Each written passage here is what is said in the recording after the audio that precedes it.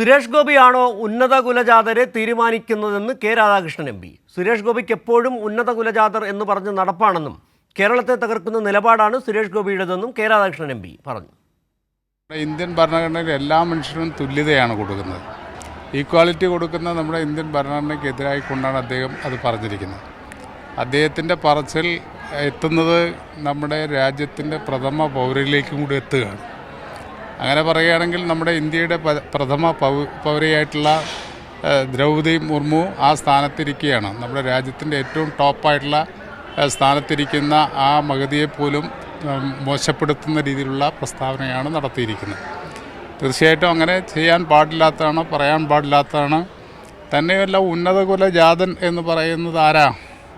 അത് സുരേഷ് ഗോപി നിശ്ചയിക്കുന്നതാണോ?